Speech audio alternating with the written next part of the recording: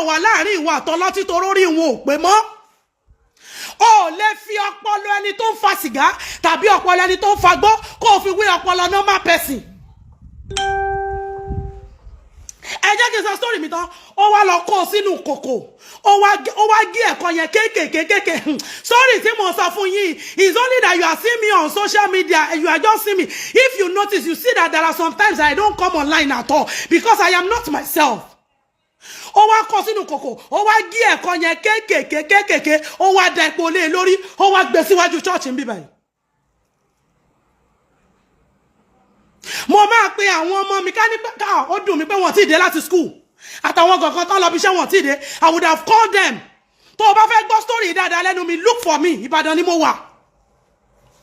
Ó wá gbé síwájú church ní bí báyìí. Nítorí pé kí ni ó mọ̀ pé mo máa ń lo àwọn ewé yẹn. Are you getting me? Now he's trying to use it against me.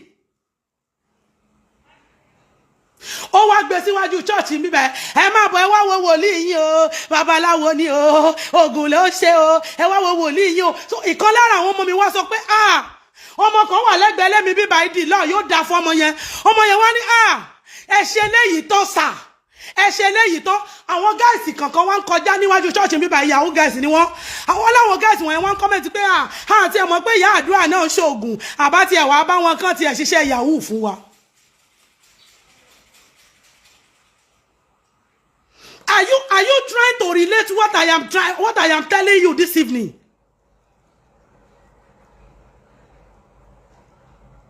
Ó jẹ́ pọ́ mi o títí kan ra boxer ìdí rẹ̀, èmi tí màá rà rẹ̀ o. Bọ̀ nígbà tó tó ìkóríta kan mo ní wò wá.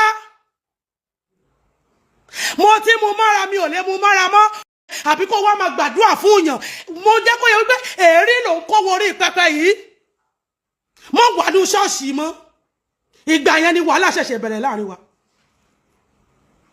If you want to know my story, come. I will personally tell you. Baba Agbala Gabriel, ẹ ṣọ́ èèyàn. Sorry, network ni.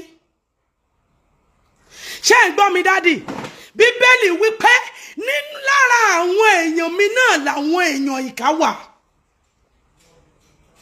Tẹ́ bá gbọ́ ọ̀rọ̀ tó ń jáde, okay, somebody that is a drunkard, ṣé expect kí Agbala Gabriel ó gba donation fún kó tó lọ bóyá bí 4 million àbí 7 million kó wá kó lé lọ́wọ́ ni? Kì í ṣe gbogbo nǹkan ní bàbá yẹn máa gbé wá sórí social media, kì í ṣe gbogbo ìwà rẹ̀ ó ní bàbá yẹn máa fẹ́ kí ayé ó mọ̀. Ṣùgbọ́n báyìí sì ó kóra ẹ̀ síta àbí kò kóra ẹ̀ síta? Number one, the guy is not broken, he's not born again. He's not born again. Èèyàn dẹ̀ lè mú ẹṣin dòdò ni wọn ò lè fọ́ọ̀sì ẹṣin láti mú mi. Ẹni bá wọ́ mi ò mọ Agbala Gabriel ṣùgbọ́n mo mẹ́ni tó mọ̀.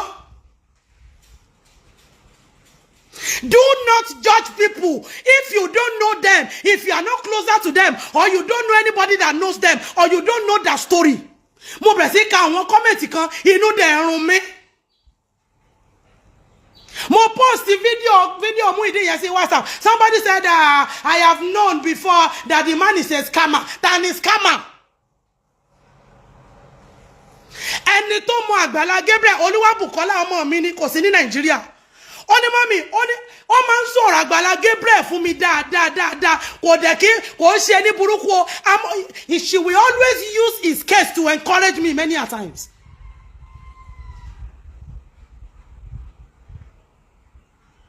She will always talk about him. Immediately ni mo pè lánàá mo ní Bùkọ́lá wo nǹkan tí mo gbọ́ nípa Agbala Gabriel. Ó ní mọ́mí mi tí gbọ́rọ̀ lẹ́nu Agbala Gabriel. Ó ní ṣùgbọ́n mo mọ̀ pé gbogbo kinní wọ̀nyí irọ́ ni. Ó ní kán wádìí bọ̀bọ́ yẹn dáadáa.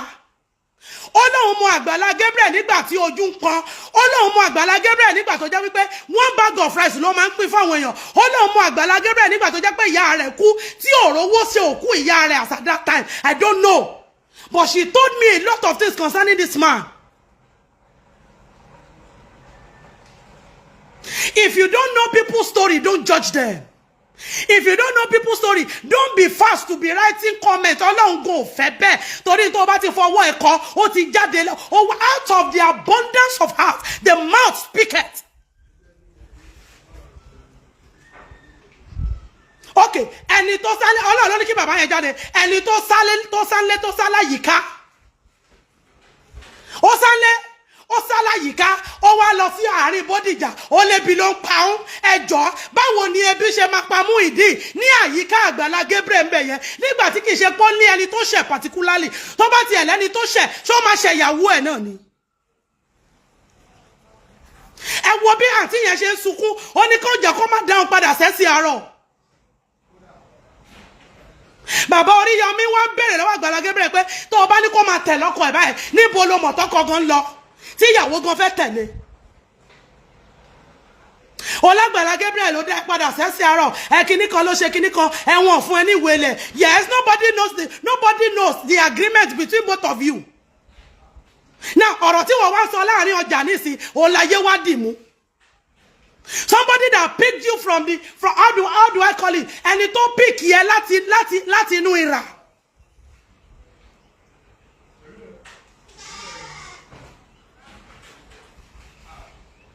ẹjọ́ dádì ṣe rí ìkìlọ̀ ẹyọ kan ni mo ní fún yín. This is the only means tí mo lè lò torí mo mọ̀ pé tí n bá pe nọ́mbà yẹn ní gbé or you might be busy but this is the only means tí mo mọ̀ pé mo lè lò láti òní lọ́sà àti ẹ̀yin ìránṣẹ́ Ọlọ́run àti ẹ̀yin wòlíì tó sún tó tẹ́ ẹ mọ̀ wípé ẹni ẹran ìfẹ́ lára àwọn èèyàn fẹ́ràn láti máa wà láyìíká yín ṣọ́ èèyàn mú mọ́ra. These days gan ó better kó o lo ọmọ ẹ̀ fún PA no matter how young he or she is.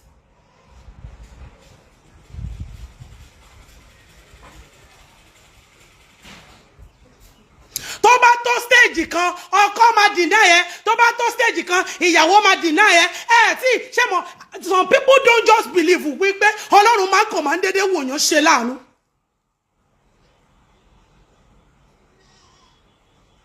Some people don't believe pé story èèyàn máa kàn máa ń dédé change. Some people don't believe in this thing we call mercy.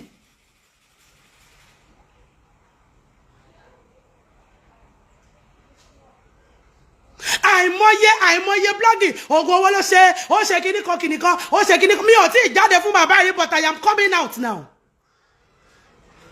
And I am not coming out for everybody. I am coming out for you, sir. Agbala Gabriel, ṣọ́ọ̀yàn kó mọ́ra. I am saying this. Wọ́n ní bàṣẹ yín jẹ́ o. Ayé ò ní gbẹ́rù yín látẹ̀yìn, sir. Bukola was telling me yesterday, ó ní mọ́mí ẹ má dá wọn lọ. Ó ní ṣé ẹ mọ̀ pé ẹ̀yin gan báyìí nìsín, wọn ò ní pẹ́ máa sọ̀rọ̀ yín mo náà tiẹ̀ ti ń sọ.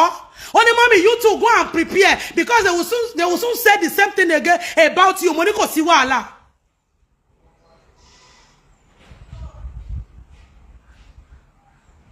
Ǹjẹ́ Muyideen sọ wípé òun kì í tọ́jú ilé? Ǹjẹ́ ó sọ wípé òun kì í tọ́jú ìyàwó? Bẹ́ẹ̀ bá gbé ẹlẹ́dẹ̀ tẹ́ ẹ dáṣọ fún tẹ́ ẹ wẹ̀ tẹ́ ẹ lo perfume fún tẹ́ ẹ fi roll-on sábíyá rẹ̀ tẹ́ ẹ wá ní kó lọ sunú èsì tẹ́ ẹ gbé sórí bed ó máa padà yí bọ́lẹ̀ tó bá padà yí bọ́lẹ̀ ó máa padà wá ẹ̀rọ fọlọ́.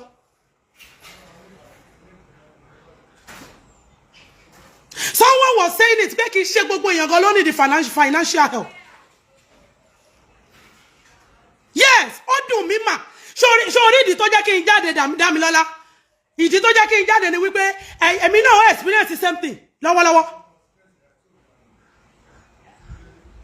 Téèyàn bá ti ń fagbó téèyàn mu ọtí tàbí tó mu sìgá tàbí tó rí pọ́ ṣáà mu nǹkan kan tó ní alcohol that the person is addicted ṣọ́ra fẹ́ nìyẹn ó máa padà kó bá ẹ. Tó o bá nírú wọn lọ́kọ ṣọ́ra fún tó o bá nírú wọn níyàwó ṣọ́ra fún tó o bá nírú ẹ̀ lọ́rọ̀ ṣọ́ra fún ó máa padà gbèrú ẹ̀ látẹ̀yìn.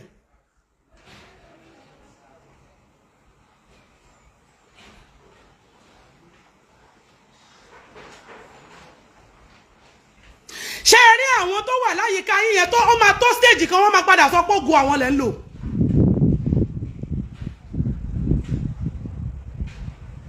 Because some people they do not believe wọn gbàgbọ́ nípa àánú rárá pé èèyàn tiẹ̀ máa rí àánú gbà tàbí Ọlọ́run máa ń ṣíjú àánú wò yàn.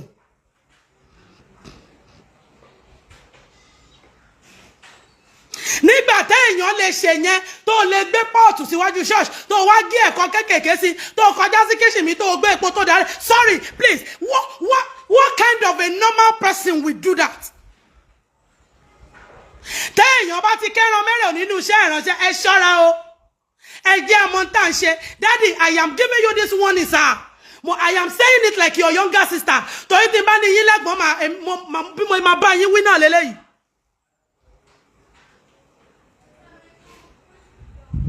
Lára àwọn tẹ́ kó mọ́ra ẹ̀ tó ń ṣe bá yín bú Muyideen tó ń ṣe sọ fún yín pé kò mọ́re ẹ lọ ṣọ́ra fún wọn. Lára àwọn tẹ́ ń ṣoore fún yín náà ẹ ṣoore fún wọn ẹ fi wọn sílẹ̀ ẹ má sọ wípé ẹ fẹ́ return wọn sí church.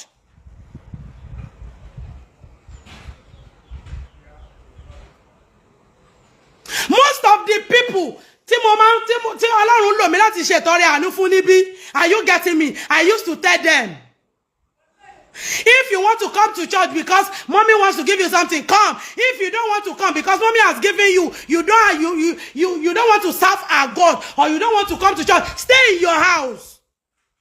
Ibi ikikuku ṣèjọ tẹ́lẹ̀ is a charity home. Soldier go, soldier come. Tẹ́ ẹ bá ti ràn wọ́n lọ́wọ́. Most of them, they are Muslims. They are only coming to you because of what they want from you. They are only seeking your help because of what you can offer them. There is nothing you can do for them. Are you getting me, Daddy? Most of them are coming to you because of what they want to receive from you. Most of them are shouting hallelujah with you because they know that someday, so don't help them and try to retain them. Help them. Most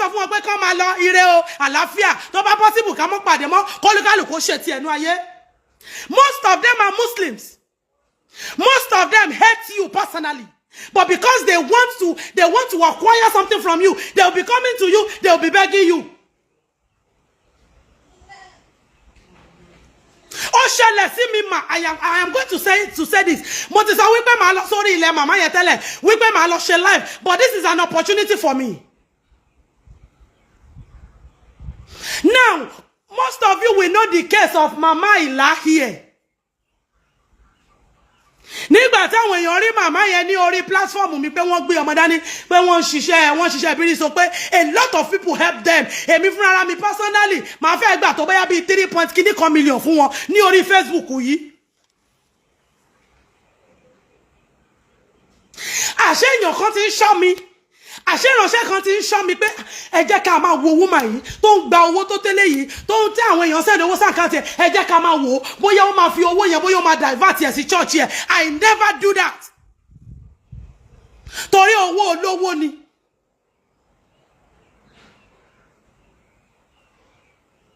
Pastor Emmanuel Olúdáre tí gbogbo yín bẹ̀rẹ̀ lọ́wọ́ mi nísìn. He was telling me then wípé kí hand over project yẹn fóun. Kó lè bá mọ̀ kọ́lọ́run má jẹ́ ká ṣìfẹ́ oní mo ṣe máa ń sọ fún ẹ pé ìwọ tó bá ti mọ story mi tó bá judge mi ẹnu máa pa ẹ́. He was telling me then pé kí n hand over project yẹn fóun kí n kówó yẹn sí àkáǹtì wọn kí n jẹ́ kó òun máa handle project yẹn mo ní má worry because I know him. Mo ní don't worry má lọ fi owó ìyá oníyà mu pàrágà tán torí mi tó wà lákàntì ẹ̀gán kan mi ò balẹ̀ ẹ notice wípé gbogbo àwọn yẹn gan mi ò kí wá ṣe live torí kí gbogbo nǹkan wọn yẹn kó ṣáà lè settle kọ́mọ yẹn lè kú ọ hospital kí lè yẹn lè débì kan tágbára mi ká òun lè retí mò ń sáǹgbà yẹn. Mo ní má worry fi owó ìyá àlá sílẹ̀ lákàntì mi tó bá rú mi lójú tí mi mọye tán ta block má bí Google àbí kí n kọ tí mi bá mọye tán ta ni mà kọjá lọ sí Wo Road because I know the kind of person he is. Now, àwọn èèyàn fún màmá yẹn máa gbọ́ mi o. Ó ní ọ̀rọ̀ ìfi ká mi lára nítorí pé ó ń ṣẹlẹ̀ sí mi. Now, àwọn èèyàn wá fún màmá yẹn lówó. Mo wá wò pé owó yìí àsàtìgbà owó yẹn ti lọ bóyá bí ó ti súnmọ́ 2 million. Mo wá wò pé okay, kí ni ká ṣe o? Ìyá yìí sì wà lọ hospital mo ní màmá. Mo dẹ̀ ohun tó ọkàn mi ṣe leléyìí. Mo dẹ̀ kọjá lọ sí àdúgbò. Mo wá béèrè pé bó lẹ fẹ́ ilẹ̀ sí. Ó lóun fẹ́ sádùúgbò. Mo kọjá lọ sádùúgbò. Mo lọ sanwó ilẹ̀ yẹn it was over 1 million naira then. I paid for the land. Mo ṣe ìwé mo ṣe gbogbo ẹ̀. Ìgbà tó dé láti hospital, people were saying she should not resume. Àbí bàbá kí wọ́n má discharge wọn sílé tó wà tẹ́lẹ̀. I went ahead, mo gbalé fún wọn. I did all I could. Ara generator, ara TV, aṣá ṣe é níwọ̀nba tá a mọ̀ pa lè ṣe àsàt there. Now, nígbà tó wá kú àwọn iye kankan lọ́wọ́ mi, I did not want to come online. Káwọn èèyàn máa sọ pé ṣé aláṣejù ni woman yìí ni. Mo ti wò pé iye owó tí balance wọn kù sọ́wọ́ mi kò lè parí ilé wọn yẹn. At the same time, ebi máa ma pa àwọn tó láwọn èèyàn ti sọ wípé kó mọ̀ ṣe bírí sọ pé mọ́ mo ń láti calculate owó yẹn ó jẹ́ 320,000 mo ń láti pè wọ́n pé màmá àwọn èèyàn ń sọ wípé kí n make sure pé ẹ ní nǹkan kan tẹ́ ẹ fi jẹun even if it is little business tí wọ́n bá rí wípé ẹ ń ṣe people will begin to support you iye tẹ́yìn náà bá tún make níbẹ̀ ọjọ́ tó wo blọ́ọ̀kì kan bá yọ ẹ lọ gbé sórí lẹ́yìn ọjọ́ tó wo blọ́ọ̀kì méjì bá yọ ẹ lọ gbé sórí lẹ́yìn màmá yẹn lókè mo wá yọ 120 mo fi ra blọ́ọ̀kì pé a máa lọ já blọ́ọ̀kì yẹn sí orí ilẹ̀ wọn ibi tó bá ṣe dé tágbára mi ká mọ́ nìyẹn ok 200,000 yìí màmá ẹ gbà ẹ lọ fi wá nǹkan máa tà wọ́n ní kò sí problem wọ́n nílé ọkọ wọn wà ládùúgbò yìí báyìí wọ́n láwọn ọlọ́mọ máa ta nǹkan níwájú ìtàǹbẹ̀ I have given her this money now it is over 2 months 280 washing God bless you Felicia ó ti ju oṣù méjì lọ ní ìsìn màmá yóò kan káńtà débi tí wọ́n ti tajà ẹnìkan tún wọ̀ wọ́n tún sùsù ó tún pè mí ó tún fún wọn ní 50,000 naira ó jẹ́ 250,000 ní iye tẹ́mi mọ̀ torí mo ti forward number wọn sáwọn èèyàn ní iye tẹ́mi mọ̀ ó jẹ́ 250 bó bá tiẹ̀ wá jẹ́ ráìsì báàgì kan iyọ̀ ṣúgà kúlíkúlí ni màmá yìí kó síwájú tàbí ẹ̀ ṣèbí màá tún lọ ṣe láì fún bẹ́ẹ̀ pé ìyá yìí o ń tẹ́ sọ pé kó fowó ṣe ó ti fi ṣe o mo dẹ̀ ń jẹ́ kó yẹ wọn pé those people that are giving you money they are not fools. They are not fools. They want to see on time for what you say. Torí mo jẹ́ kó yé wọn bí mo ṣe ń ná fún yín. Wọ́n láwọn ti gbá àwọn lọ ṣe kíní kan. I passed somebody said mommy go and buy phone for her. Ìyẹn nígbà tí fóònù wọn ṣe ségesège. Android ni mo rà fún wọn. Mi ò rí fóònù yẹn rí lọ́wọ́ wọn. Tó bá tiẹ̀ wá ní mọ̀ operate. Ṣé bí wọ́n tiẹ̀ ṣe mú dání káwọn tó rà fún wọn lè mọ̀ rí. So mommy tó sọ̀rọ̀ yẹn pé kì í ṣe gbogbo èèyàn ló need financial help. Wọ́n rí sọ. And because she has done that, èmi náà wá stop. Mi ò lọ sórí ilẹ̀ yẹn mọ́. Tó bá dé tán láwọn fẹ́ rí mi mà ní mi ráyè. I am saying it openly now. So, èmi náà, safety tó ṣẹlẹ̀ sí wọn yìí náà ṣẹlẹ̀ sí mi náà. So, if you don't know people, don't judge them. Ṣóhun nìkan l'Agbala Gabriel máa kọ́kọ́ ṣoore fún ni. Now, he is saying it wípé Agbala Gabriel ń báyà Àgbàlá jẹrun rẹ kú omu sọ̀rọ̀ ni.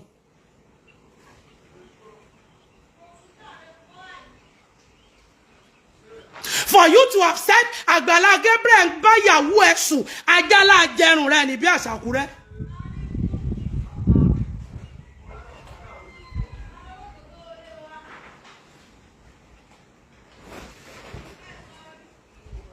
Wọ́n máa wá láàánú yóò dára fún yín wọ́n ní mọ bó ṣe máa sustain aláàánú wọ́n ní mọ bó ṣe máa package aláàánú wọ́n ní mọ bó ṣe consistency. Ẹlòmí ọjọ́ tó ṣọrẹ fún nìkan ló mọ̀ kò ní padà àti ẹ̀tún wá pé ẹ máa ṣe omi ọjọ́ ẹ máa bò mí láṣìírí nígbà báyìí nígbà báyìí nígbà báyìí.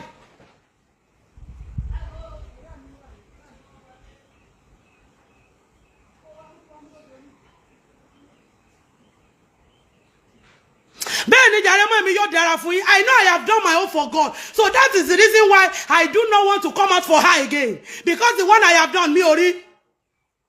Àwọn tó ìyàn àkúrẹ́ fọ ìyàn kèé kọ́wọ́ kù ọ̀hún ṣẹ̀dá. Ṣé òpònú ni wọ́n ní ṣé wọ́n ní nǹkan tó wọ́n rí ẹni wọ́n mo gbà láti 500 naira nígbà yẹn mà. Tó jẹ́ wípé òun tágbára ẹni yẹn ká òun ló send after settling hospital bills. Tálẹ́ni tó lọ ń yáwó mọ̀ gan pé owó tí màmá ẹ̀ kó fún mi ẹ jẹ́ kí n fi wá business dè mọ́lẹ̀ kó tiẹ̀ lè wá bí kán wá ṣe live káwọn èèyàn tiẹ̀ tún wá rí wípé mo ti fi ń ta nǹkan o àbí nǹkan kan o. No, she didn't do anything like that.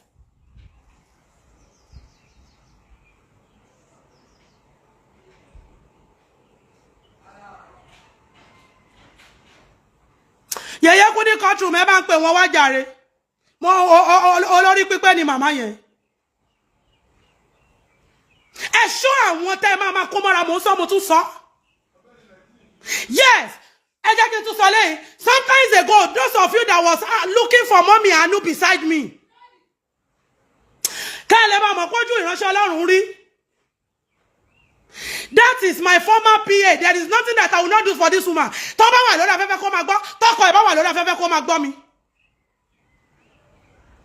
There is nothing that I will not do. Even many of my followers, even online, they will be asking for her. Mo ra won to ma ta lore nígbà yẹn. Pé mommy ẹ bá mi fún PA yín, mommy ẹ bá mi fún ọjọ́ 10,000, ọjọ́ 20,000, mo ti na to fún ní 50,000, 30,000 rí. Ó wá tó ìkóríta kan.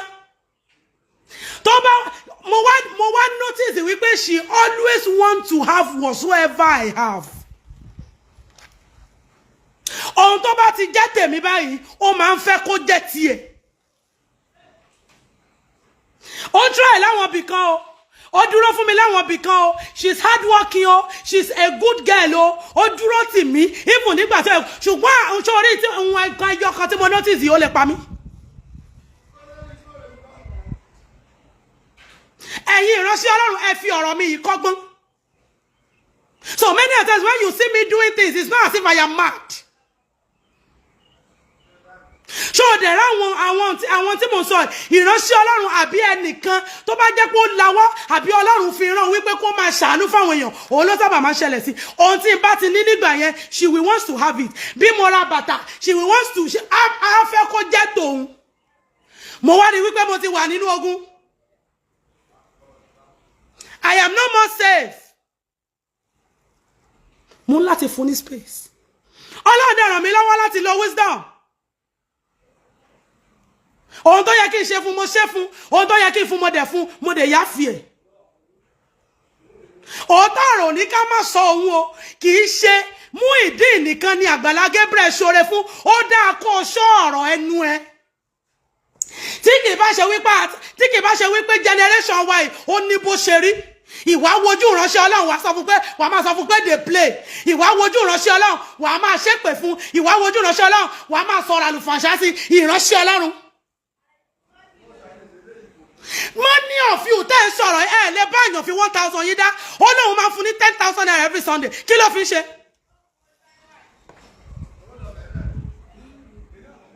Irú ẹ̀dá bíi Muyideen lèmi náà pè lọ́kọ mi nígbà yẹn tó o bá fẹ́ kí n bẹ fún ẹ sì máa bẹ fún ẹ. Ìránṣẹ́ Ọlọ́run tá jókòó sórí pẹpẹ wọrí pẹpẹ yìí tó máa jó ṣe ẹ tí ẹ ti rí iṣẹ́ rí tó máa jókòó sórí pẹpẹ yìí ó máa ta bàbá Ìjẹ̀bú lórí fóònù ẹ̀ kí ni kọ́mọ ọ̀jọ́ máa ṣe kó máa ṣe gbájú ẹ̀ kó máa ṣe yahoo.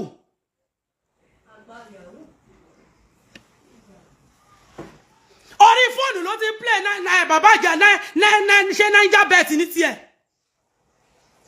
Nígbà tó bá yá tún kó àwọn òwe wọ̀nyí á tún kó wọ ṣọ́ọ̀ṣì mo ṣáà ń wò ní pé Ọlọ́run ibo mo wá já sí ìbáyìí. Ọlọ́run ibo mo wá já sí ìbáyìí. So kò sí bó ṣe máa dáṣọrú ẹlẹ́dẹ̀ ó máa padà yìí sí kòtò náà ni. Kò sí bẹ̀rù Ọlọ́run. Kìdé ṣe wípé mi notice àwọn nǹkan kan wọ̀nyẹn o. It was when I got to him. It was when I got married to him. Oníṣẹ́ ìránṣẹ́ yìí torí ó fi àyè gbà mí. Nǹkan ẹyọ kan tí mo dẹ̀ máa ń rò mọ́ lára nìyẹn. Ó fi àyè gbà mí mo ráàyè ṣiṣẹ́ ìránṣẹ́. Iṣẹ́ ìránṣẹ́ yẹn dẹ̀ boom. Ọlọ́run dẹ̀ gbà mí, Ọlọ́run dẹ̀ fún mi láàyè. Torí pé mi náà dúró torí mi ò yọ̀ lẹ́ni. Ó wá rí pé yes, ATM card mi ti dé. Abuse of opportunity. Tó bá jókòó sí ní ọtí báyìí á tún máa order ọtí fáwọn èèyàn. Ìránṣẹ́ Ọlọ́run máa dẹ̀ sọ fún this thing you are doing is very very wrong. Olónífàájì lòun òun kì í ṣọlọ́tí. Irú èèyàn bẹ́ẹ̀ ni Muyideen yìí. Ọlọ́run ló tètè tú láṣìírí. Ká nípa àṣírí rẹ̀ ò tètè tú ó lè ṣekú pa Agbala Gabriel.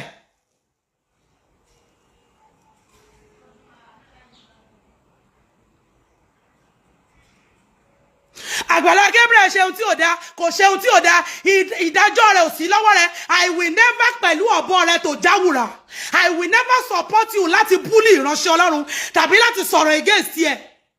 Bùkọ́lá sọ fún mi ó ní mọ́mì nígbà tí Agbala Gabriel ò ní kankan ó ní tó yẹ kó jẹ ó ṣẹlẹ̀ sẹ́mi náà náà ó ní tó yẹ kó jẹ nígbà míì ló máa ń fún àwọn èèyàn lọ́lá ṣé kò sígbà tá a pín oúnjẹ níbí báyìí tí mo lọ gbé ti yàrá mi jáde ṣé mo ní kọ́ rẹ́ẹ̀sì agolo kan sínú ilé yẹn mọ́. Ẹni tó bá ti ní ẹ̀mí ìfífún ni kò sí bó ṣe fẹ́ ṣe é ó máa ṣáà try láti ṣe ni against all odds. Ń sì báyìí Ọlọ́run wá ń gbà gbà fún ẹ wá ń pè ní 419 ẹ wá ń pè ní scammer and you are seeing what he's doing for people. Orí ilẹ̀ tó ń kọ́lé fáwọn èèyàn sí àmọ́ bí ilẹ̀ yẹn ṣe jẹ́ ìbáàjẹ́ tìjọba ìbáàjẹ́ ti tiẹ̀ ó ń kọ́lé fáwọn ilẹ̀ míì tí ò ń ṣe tiẹ̀ náà. Ó ṣà ń parí ilé ó ṣàṣe tàǹtìrámọ́tà ilẹ̀ àtìrámọ́tà ò ṣàṣì láyìíká rẹ̀. So what are we talking about? Ó ṣoore fáwọn míì tí ò súnmọ́ náà. Daddy sir, ẹ gbà mí gẹ́gẹ́ bí àbúrò yìí ló ń bá yín sọ̀rọ̀. Àmọ̀ràn méjì ni mo ní fún yín mo dẹ̀ tún lè sọ wípé wọ́n ní. Tẹ́ ẹ bá ti ṣoore fáwọn èèyàn tán ẹni kan máa lọlé wọn. Ẹni tó bá wù kó wá ṣọ́ọ̀ṣì. Jésù gan nígbà tó wu adẹ́tẹ̀ 10 sàn ẹyọ kan ló wá dúpẹ́ kò pa àwọn 9 tó kù ó kàn béèrè ni. Are there not 10 lepers healed? Àwọn 9 tó kù dà.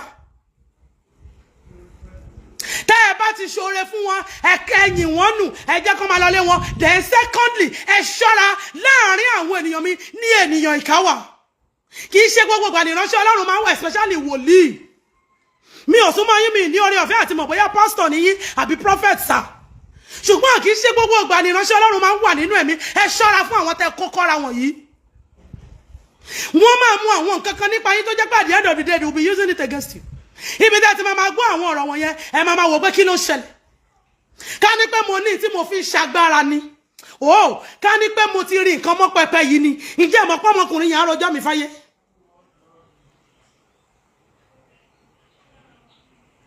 Ó lè nà èmi náà máa. Ìgbà tí ìyá àánú wà lọ́dọ̀ mi tí n bá gbé tó bá ṣe mọ̀nàmọ́ná tí n bá gbé gbàjú fún inú church. Ó ní relationship tó wà láàrin wọn tó fi nà. Kò ṣáà lè nà PA rẹ̀. Àwọn bọ́ọ̀sì tó bá ń gbé kámẹ́rà yẹn kò ṣáà lè nà wọ́n. Bàbá Alẹ́bí Oṣù nìyẹn lẹ́gbẹ̀ẹ́ kò ṣáà lè sọ pé torí òun help Alẹ́bí Oṣù kó dá Alẹ́bí Oṣù dùbúlẹ̀ kó máa nà. Ó ní relationship tó wà láàrin wọn. Agbala Gabriel ti mú bí ọmọ ni.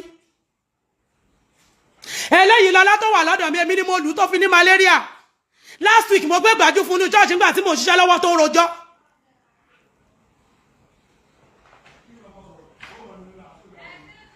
It has no regard for anyone. You just talk about people anyhow. And somebody said, you have said it, he's a scammer. Ẹni tó sọ̀rọ̀ kò lè fi 1,000 rẹ̀ bá yàn dá o. Ẹni tó bá ní ẹ̀mí ìfífún ni ẹ jẹ́ ká kí is the greatest gift of all.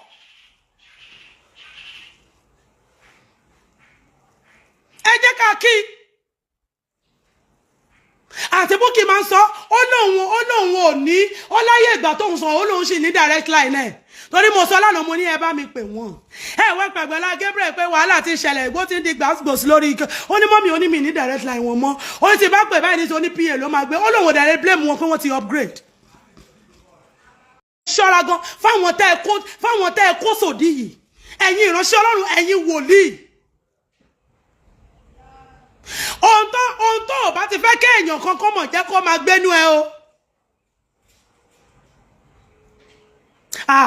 Mọ́mọ́ mi ṣọ́ọ̀ṣì wà ní inú orí wọn lágbára wọn wà tó bá ti gbá orí yẹn báyìí àwọn áńgẹ́lì wọn á dé. Mọ́mọ́ mi ní ó ní yàrá kan tí wọn kì í ṣí nínú ilé wọn tó bá ti lè ṣí yàrá yẹn báyìí wọn kì í fẹ́ rèèyàn kankan. Ó dẹ̀ lè jẹ́ prayer room, ó lè jẹ́ yàrá àdúrà tí màmá yẹn ò fẹ́ kí ẹsẹ̀ mi ìbá òun wọ bẹ́ẹ̀. Ṣùgbọ́n ọ̀tọ̀ ni tó máa sọ lẹ́yìn ẹ̀ wà very very careful. Dandan kọ́ ni kó o ní PA o. Ẹni tí ò bá sí nínú ẹ̀mí pẹ̀lú ẹ, ẹni tí ò bá anybody that does not believe what you believe, don't hang them around you. They are dangerous for your ministry.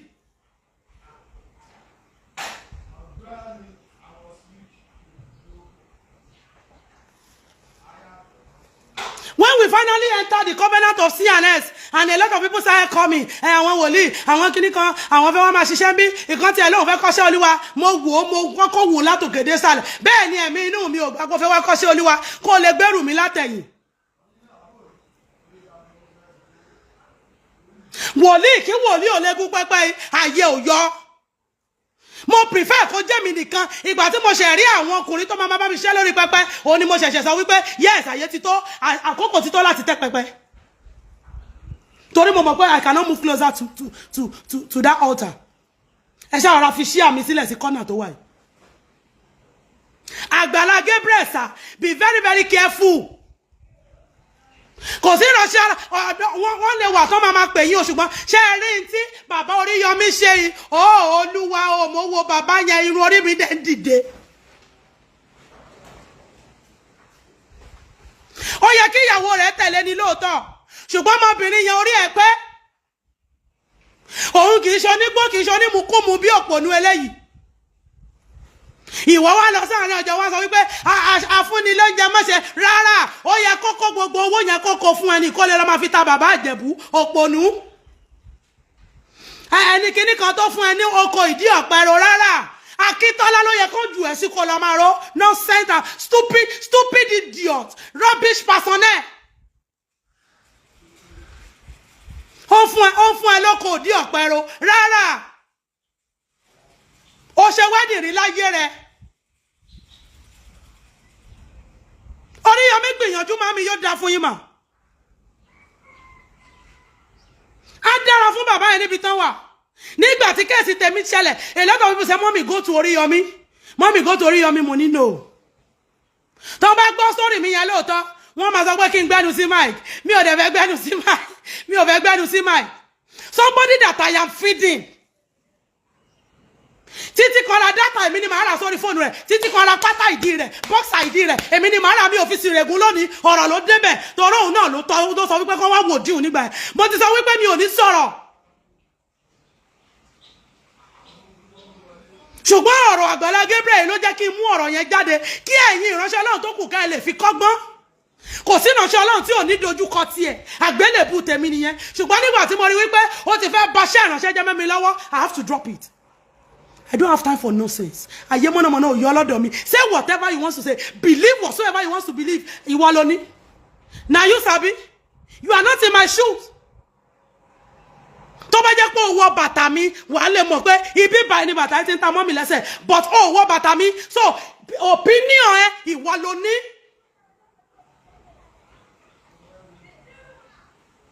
Baba Agbala Gabriel sir, I am saying it, I am saying it again sir.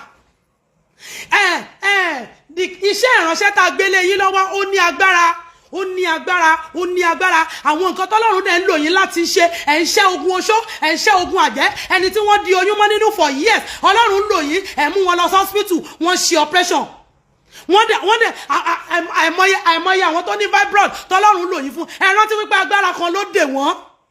Wọ́n lè di odidi ènìyàn kan ní lọ súnmọ́, lọ ṣe PA rẹ̀, lọ ṣe PA ìyàwó rẹ̀, ìwọ lọ máa bá ìyàwó ẹ̀ ṣerun.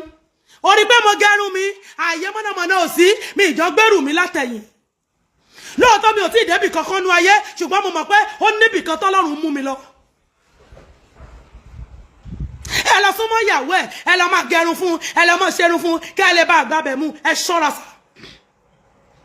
Gbogbo àwọn tó hẹ́ẹ̀lì yín lè ní náà, tó bá yín bú Muyideen, ẹ ṣọ́ra fún wọn.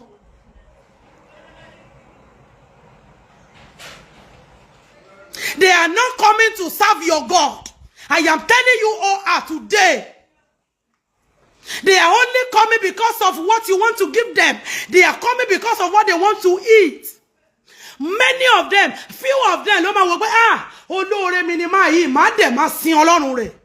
Máa dẹ̀ ti torí wọn, máa dẹ̀ wà converted, máa dẹ̀ máa tẹ̀lé Ọlọ́run tí bàbá yìí sìn. Díẹ̀ nínú wọn ló máa gbàgbọ́ nínú tẹ́ gbàgbọ́, tó máa di àtúnbí, tó máa fàyè wọn fún Jésù nípasẹ̀ tẹ́ ṣe fún wọn. Most of them, ìgbé àfẹ́wé.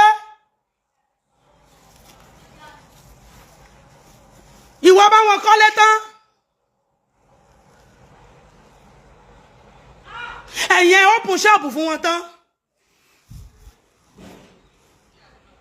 Ní rí wọn church mọ́. Human being nìyẹn. That is human being. Bí èèyàn ṣe rí nìyẹn sà. Daddy, àmọ̀ràn mi nìyẹn o, kò ju méjì lọ. Kò ju méjì lọ. Imagine kí Muyideen Maleka. Mi ò sún mọ́ yín gan ṣùgbọ́n mo mọ̀ pé ní taste. Even if ẹran ara wants to lure you. I know you have taste. Ẹni tó bá sọ pé ẹran ara ló ń lò yín kìnnìkan jẹ́ kó sọ, it is normal. Woli ó ní ẹ̀jẹ̀, ó ní omi lára. ẹni tẹ́ran ara ń lò ó mọ̀ wípé Sátánì ló dé yìí ó mọ bó ṣe máa kọ́ ọ̀bá rẹ̀ but I know you have taste kì í wá ṣe sùúrù ìyàwó Muyideen kí òpònú yẹn máa wá sọ wípé ẹ̀ ń bá ìyàwó òun sùn ẹni yẹn wá bẹ̀rẹ̀ lọ́wọ́ ẹ̀ pé ṣé o gbá wọn mú ó ní if we continue to increase your God bless you ma ẹni yẹn bàbá yẹn wá bẹ̀rẹ̀ lọ́wọ́ ẹ̀ pé ṣé o gbá wọn mú ó ní gbogbo tó ń sọ yìí náà ẹ ti rárí dájú wípé ó ń bá wọn lájọṣepọ̀ ó yẹ kán ká ní pé you are a normal person ni ó yẹ kó fojú balẹ̀ ẹjọ́ ní tó sọ yẹn torí ìbà lórúkọ jẹ́ ni but you are not normal torí òun fagbó òun mu pàrágà òun fa pàyà so ọpọlọ rẹ ò pé tí èèyàn bá ti ń mu gbó láyé yìí tó bá rí olóore ó máa padà bá bẹ̀ jẹ́ mo nírú ẹ náà láyìíká mi Muyideen tó bá rẹ́ni fi show mi hàn ẹ́ mo nírú ẹ láyìíká mi people were saying it pé kí ni problem yín ná wọ́n ní kó wá jẹ sàrà ò lọ́jọ́ wọnú epo ló ní kó mú wá ní àbí magi tó yẹ kó gbárùkù ti màmá yìí tó yẹ kó gbé ti CAC pàtì kó sọ wípé òkè o aláṣọ funfun yìí jẹ́ kájọ máa ṣe kó gbárùkù ti màmá yìí òun fún ní problem ó wá sọra ìdí ẹgbà fún mi. àwọ̀ bàtà wọ bí o má jẹ kó gbàjú fún ẹ. This way. Oh yeah, go off your uniform. I am busy. Ouch. So, mo nírú ẹlẹ́gbẹ́ olójẹ́ kọ̀rọ̀ ìka mi lára. Agbala Gabriel, where are Soro Nla? Free him. Ẹ jẹ́ ó máa lọ. Tẹ́ ẹ bá ṣe wò wípé ilé tẹ́ kọ́ fún pé kí ìyàwó ẹ máa gbé bẹ̀ kò sí wàhálà. Kódà gan káwọn security yẹn mọ̀ ṣọ̀kan mọ́jọ́ wà yíká yẹn mọ́.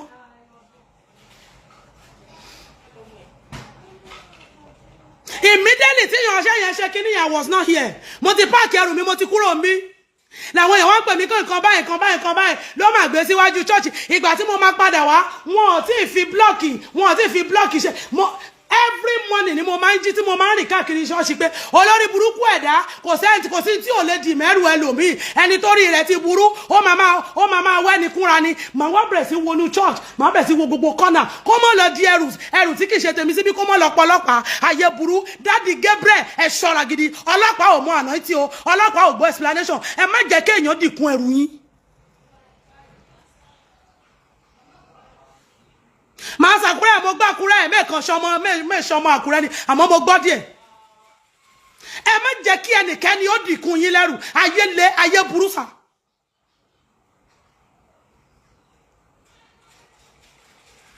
Kò pẹ́ táyé fi ń sọ̀rọ̀ ṣe Ọlọ́run di ex-convict o. Kò pẹ́ o. Gbogbo èèyàn kan ló gbàgbọ́ nínú ìyanu o. Gbogbo èèyàn kan ló gbàgbọ́ wípé Ọlọ́run máa ń bless èèyàn suddenly o. Gbogbo èèyàn kan ló gbàgbọ́ wípé èrò máa ń pọ̀ ní church èèyàn o. Wọ́n bá ti rí pé oríṣiríṣi nǹkan ti ṣẹlẹ̀ wọ́n á sọ pé ẹ ti fi nǹkan kún o. Wọ́n lè ti rí orí èèyàn mọ́lẹ̀ o. Wọ́n lè ti ṣe oríṣiríṣi o. Ẹ ṣọ́ra. Kò sẹ́ni tó rí yín nígbà tẹ́ ẹ jìyà o. Ó jìnnà sà. No one was there when you were suffering, but I have somebody that was with you then. Bukola, oh, in fact, I wish ke rántí Bukola tí mo sọ ẹ. I wish ke wo post mi bá mi share ẹ fún wọn. Ẹ jẹ́ kó gbọ́ ọ̀rọ̀ mi. Sister Bukola from me ní fẹ́ dárúkọ ìlú táwọn ṣùgbọ́n ẹ máa mọ orúkọ tí mo sọ Bukola wọ́n láwọn mọ̀ yín nígbà tí ò tí ì sí nǹkan kan wọ́n lè máa tún pẹ̀pẹ́ Sister Bukola ibi ló máa kù sí ibi lọ wọ́n láwọn máa sọ fún ipò Ọlọ́run máa ṣe ó lóun mọ bẹ́ẹ̀ ṣe máa ń fi ìrora ṣàánú àwọn èèyàn nígbà yẹn ní ìsìn báyìí tó you are now reaping what you have sown yes ibi téèyàn bá ti ṣe lèèyàn ti ń jẹ what is your own stress wípé gbogbo owó Muyideen kan ló kó sílẹ̀ kí ni ti yín bẹ́ẹ̀ tó bá easy láti ṣe ìwọ náà gbé fóònù kó o máa fi gba donation fáwọn èèyàn tó bá easy láti ṣe ìwọ náà gbé microphone ìwọ náà gbàwé ọjọ́ méje gbàwé ọjọ́ mẹ́sàn-án ìwọ tó lè fi inú ẹ̀ ṣeré fún wọn náà tí iṣẹ́ ìránṣẹ́ bá easy ìwọ náà bínú sọ pé Ọlọ́run pè é náà.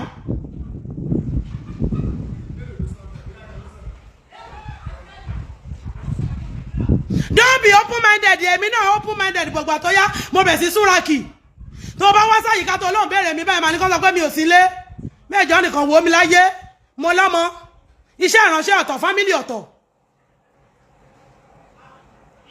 afẹ́rí dádì lẹ́ni afẹ́rí dádì lọ́la ẹ̀gán ẹ máa sinmi sà ẹ má jẹ́ kán pa yín kú dànù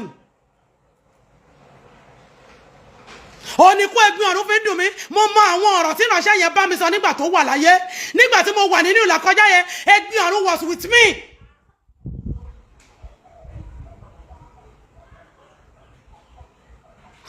sọ wípé màmá àdúrà ẹ ṣọ́ra màmá àdúrà ẹ ṣọ́ra mo bá fẹ́ gbégbé sẹ́lẹ̀ màá tún pé mọ́mì nǹkan báyìí ni mo fẹ́ ṣe nǹkan báyìí ni mo fẹ́ ṣe tó bá tọ̀nà á ní màmá ẹ ṣe tí ò bá tọ̀nà á ní màmá ẹ má ṣe ó ní mo jẹ́ sọ wípé kò sẹ́nìkan tó pa ẹ̀gbin ọ̀run ikú ara rẹ̀ ló kú ìwọ̀nba tọ́lọ́run rán nínú ayé òun ló ti ṣe yẹn ó ti lọ ìlú bòmíì tẹ́ ẹ̀ bá mọ̀ ó tún ti lọ bẹ̀rẹ̀ iṣẹ́ yẹn nílùú bòmíì. An ungrateful soul tó bá jẹ́ pé ẹnìkan tó lọ́pọlọ lẹ ṣe léyìí fún ni ṣé ìyàwó ẹ̀ ò ti ní lóyún. Yes, tó bá jẹ́ wípé ẹnìkan tó rí rẹ̀ pé tí ò sí smoke igbó lọ́pọlọ ẹ̀ tí ò sí smoke cigarette lọ́pọlọ ẹ̀ ṣé ìyàwó ẹ̀ ò ti ní lóyún.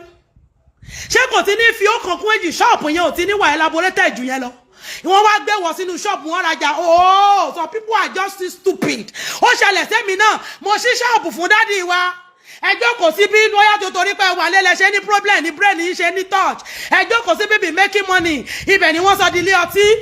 Gbogbo àwọn nǹkan tí mo rà sí ṣọ́ọ̀bù yẹn ó fi tọrẹ tán ni. So what are you telling me?